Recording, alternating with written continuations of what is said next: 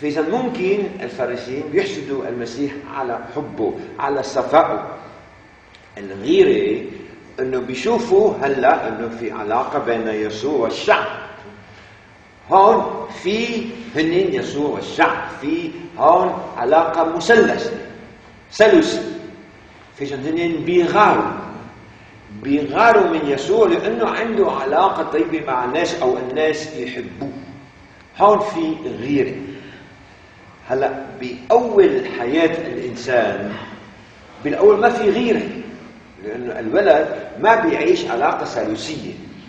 العلاقة مع الأم، الطفل بيعيش علاقة بس مع الأم.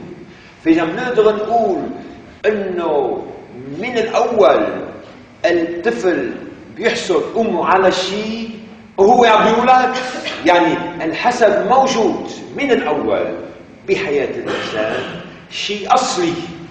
فإذا مو إنه واحد ما عنده شر، ما عنده حسد وبعدين يجي حسد بغيره، بس ممكن نقدر نقول من الأول هالشيء موجود، حسد موجود. فإذا ما بنقدر عليه، هذا مو ذنبنا إذا من الأول في حسد. هلا بالتحليل النفسي اكتشفنا إنه فعلا الطفل الصغير بدون ما يعرف طبعا باللاوعي بيحسد الأم على الصبي، ومنشوف انه او هو بده ياخذ هالصديق وما بيقدر ياخذ هالصديق، ممكن بيحب يخرب هالصديق، بيبزع عليه. منلاحظ علاقة عدوانية من الطفل مع صديق امه. هون الحسد.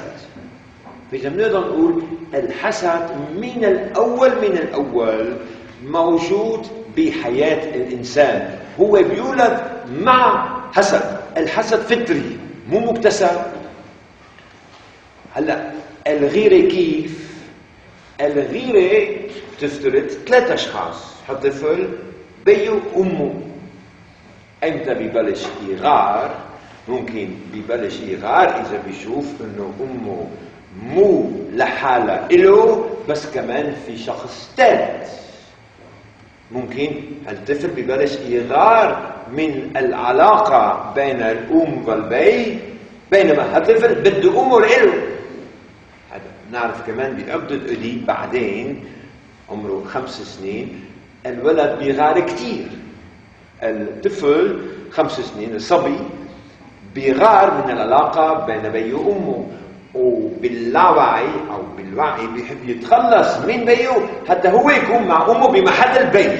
هذا عقد الأديب. أو البنت بتحب تتخلص من أمها حتى تكون هي مع بيها بمحل أمها. هذا مو شيء إنه بنقول هذا بيصير أو ما بيصير. هذا بيصير بحياة كل إنسان. كل إنسان بيمرق من هالعقدة. مو معناتها هالعقدة بالله دائما مع هالعقدة ممكن تنحل. ممكن الحسد ينحل، الغيرة بتنحل بالمرحلة اللي بعد. مثلا إذا الصبي بيغار من هالعلاقة بين أمه وبيه الصبي وبده يتخلص من بيه، بيصير في عدوانية مع بيه. هذا بيه إذا هو بيعرف يستقبل هالعنف تبع صبي وبيضل يحبه وبيفرجي إنه لا هذا مرتي مو مرتك بس أنا بحبك، ممكن بعدين الولد بدل ما يضل ضد بيه بيحب يصير مثل بيه. يعني يا ريت أنا بكون بعدين مثل بيه، بحب وحدة مثل ما بيه بيحب وحدة. بهالوقت العقدة بتنحل. فإذا ممكن بعدين الولد ما بيغار من العلاقة بين بيه وأمه، لأنه البي عرف يحب هالصبي وهالصبي ضده. هذا هون في شيء كتير مهم اللي شفنا بأول الرياضة. يعني أنت ممكن الشر اللي ممكن لا وعي، اللي ممكن فطري، أنت من لا يحل الشر إذا منضل نحب الإنسان اللي هو عنيف معي، إذا بدل دور على خيره وهو شرير معي. مثل البي بيعطي الأديب أنت بيحرر هالابن من عنفه تجاهه، إذا بيضل يحبه، إذا بيضل يدور على خيره، إذا بيضل يقدم له الولد علاقة طيبة مع أمه. إذا المشكلة ما بتنحل إذا البي عنيف مع ابنه العنيف معه، بيصير شر وشر. إذا البي ببلش يهدد ابنه، فرجيه، أو أنا ما بدي إنك تكون موجود، بلد أحسن بهالبيت، فإذا هون بيصير في مشكلة. هون الشر ما بينحل عند الصبي. ممكن هو لأنه البي بيهدده، من سمي هذا باللغة شوي مصطلحات، بده يخزيه، ما بده انه هالابن يكون موجود. اذا هالابن ما بيحب انه البي بيكون موجود، يعني البي بيرد على شر ابنه بشر. فاذا هون الابن احيانا شو بده يعمل؟ اذا البي بيهدده بده يكبت هالعنف تجاه بيه، ما بيقدر يعبر عن العنف، والبي بيستقبل العنف بحب، بس هو بده يكبت العنف تجاه البابا، وبيعوض باللاوعي عن العنف اللي صار اللاوعي بلطف، بيكون كتير لطيف مع بيو او مهذب كتير.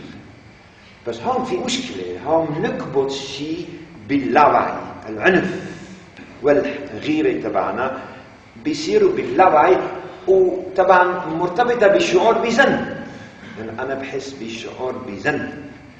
هلا هذا طبعا بيأثر سلبيا بعدين على هالولد إذا ما بيقدر يعيش بشكل بسيط مع شعره تجاه الآخر. وممكن هالعنف اللي مكبوت ممكن بيطلع مع شخص اللي ممكن ضعيف، بفش خلقه بواحد تاني، يعني مع هالعنف بيتحول للشر مع واحد أضعف منه. أو إذا العنف ما بيطلع، ممكن هالعنف بيتوجه لذات الصبي، بيكون قاسي مع حاله، ما بيحب يعيش، ممكن بيفكر ينتحر، بيفكر يعذب حاله، لأنه هو بيحس أنه هو ما منيح، دائما بيحس بالشعور بذنب، دائما بيحس أنه هو ما له حق يعيش، وبيعاقب حاله بأسلوب ما. فإذا هذا ممكن عم بيصير بأول الحياة وبعدين النتيجة بعدين. فإذا اليوم حكينا عن هالموضوع بالذات، أصل الشر إذا بنعتبر الحسد بأصل الشر أو الغير، بس بنشوف كمان بحياة الإنسان اللي موجود كشي فطري، الحسد أو الغيرة ممكن بخف أو بنوع ما بيروح كليا من خلال موقف الأهل المحب من الصبي. يعني حب الأهل ممكن بنوع ما الغيرة والحسد، بنوع ما بيضل دائما شوي موجود، بس بيخف كتير إذا الأهل بيحبوا هالولد. بينما إذا ما بيحبوا هالولد هالحسد يزيد والغيرة بتزيد، بعدين بيصير أكثر وأكثر في حسد وغيرة. ممكن مثل هيك نقدر نقول شخص مثل هيرودس اللي بيغار كتير من يسوع أو بيحسده على أنه هو ممكن بيصير ملك مثل هيرودس، عنده حسد فظيع، حسد قطع، بده يقتل قاتل. ممكن هذا بدل على أنه هيرودس بطفولته ما تلقى الحب من أهله. وبالعكس نقدر نقول إذا ما بنلاقي عند يسوع حسد وغيرة، هذا كمان لأنه أهله حبوه بحب صافي. ممكن هذا الحسد والغيرة ما بيقدروا يكونوا موجودين تجاه الحب بدون. فإذا نقدر نفسر هذا إيجابيا، إذا واحد ما بيغار كتير أو ما بيحسد أكيد تلقى حب كتير، وإذا واحد بيغار كتير وبيحسد كتير، وإذا بنشوف حياته من قبل أنه بنشوف أنه فعلا هو ما تلقى الحب بشكل مظبوط. أحيانا بنشوف ليش الشخص اللي ما حبوه بطفولته أو فضلوا خيوا عليه، ليش هالشخص بيغار؟ إيه لأنه فضلوا خيو عليه، ما تلقى الحب اللي خيو تلقى. ممكن خيو ما كتير بيغار وما بيحسد كتير، لأنه تلقى الحب بشكل كفاية. بينما إذا الشخص دائما يسمع أن أنت حمار وأن ما بتفهم وأن ما فانك لشيء وشو هذا، يعني طبعا هالشخص بعدين ما بيقدر يتحرر بسهولة من شره، الشر اللي هو مسؤول عنه أو ما هو مسؤول عنه. إذا في حسد، أنا مبدئيا ماني مسؤول عن حسدي، بس ممكن أنا أكون مسؤول عن حسدي إذا أنا عن حسد بأسي حدا، وممكن ما بأسي. يعني أنا في حسد، بس أنا بدي أقول لحسدي أنا ما بدي أأسي شخص من خلال حسد، أو ممكن أنا أقول بدي ضره وممكن ما ضره وأنا حسود. هون بيجي الشر اللي أنا مسؤول عنه، أنه بكون فعلا أنا مسؤول عن شري إذا بختار أأسي شخص انطلاقا من حسد. بس في ناس ممكن عندهم حسد فظيع ومو بإيدهم هالشي وبيضروا الآخرين بحسدهم، بس ما هم مسؤولين عن هالحسد وعن مفعول، لأنه في كتير حسد ما بيقدروا يقاوموا هالحسد. فإذا هون في شر أنا مسؤول عنه، في شر أنا ماني مسؤول عنه، في شر وعي وفي شر لا وعي. هلا إذا أنا مثل الفريسيين اللي بيعملوا الشر، اللي بيسلبوا المسيح عن حسد وغيره، ومرقس بيقول هالشيء عن حسد وغيره صلبوا المسيح. طيب هون في مشكلة، إذا هن بيفكروا إنه نحن صلبنا المسيح لأنه لازم نسلبه لأنه هو بيسوي حاله مثل الله، فإذا هن بيعملوا الشر بس بيفكروا إنه يعملوا خير، بيفكروا إنه يعملوا خير. فإذا هون في عملية التوعية، واحد لازم يوعيهم إنه هذا شر، هذا مو خير. هلا إذا هن ما لقي واحد بحياتهم اللي وعاهم، ما هم مسؤولين عن الشر اللاوعي. بس يسوع بكل إنجيله بيجرب يوعي مثل اليوم هالفريسيين إنه هذا الشر، هذا مو خير، بس هن ما بدهم يسمعوا. هلا ممكن هن مسؤولين عن عدم إصغائهم لكلام المسيح، فإذا هن مسؤولين عن شرهم حتى إذا بيعملوا هالشر بشكل لا واعي.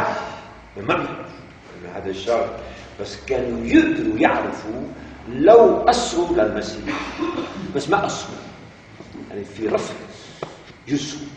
فإذا هون في مسؤول.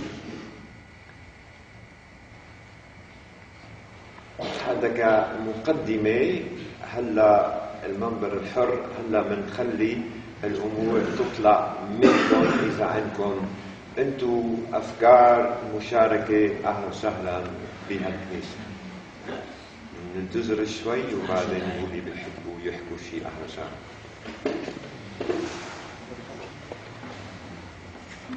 يكتشف شو بيعمل، يعني قد ما مزعوج بينتهي، خاصة إذا الفريسيين ما بيهتموا بأمره. إذن كثير من الأحيان بنعمل شر وما بنعرف إنه نعمل شر. إذن قديش مهم التوعية، قديش مهم. مثل الصبح المسيح بيرجع الفريسيين لذاتهم حتى يبحثوا عن حالهم، الموقف صح أو ما صح، بيوعيهم. والصبح المسيح بينجح بهالتوعية لأنه الفريسيين بيكتشفوا شرهم وبينسحبوا. إذن هون بيعترفوا بشرهم بعد ما شافوا بشكل واضح هذا موقف شرير. وإذا منقول المسيح نبي، نقدر نقول المسيح كمان النبي بمعنى انه بيخلي الناس يعرفوا اللي ما بيعرفوا، شر او خير. لانه مع المرأة الخاطئة المسيح بيحسسها بخيرها، بحبها، فإذا بيوعيها بالشيء اللي هي ما بتعرف انه هي بتحب. بينما عند الفريسي المسيح بيوعيه بشره بينما هو بيفكر انه هو بألف خير. هذا نوع من الوظيفة النبوية، يعني منخلي المجهول يصير معروف، مو بس المجهول بالمستقبل، بس المجهول بالحاضر. أنا في كتير أشياء ما بعرفها بالحاضر مجهولة. إذن المسيح بيعمل كل شيء حتى المجهول يصير معروف، حتى أخذ موقف منه. طالما الشري لا وعي ما بقدر أخذ موقف من شري، لأنه ما بعرف شري حتى أخذ موقف. بس إذا هو عم شري هون بقدر أخذ موقف. بهالموقف أنا بقول ممكن لا للشري، ممكن أنا بقول إيه للشري. أنا بعرف بالوعي. أوكي.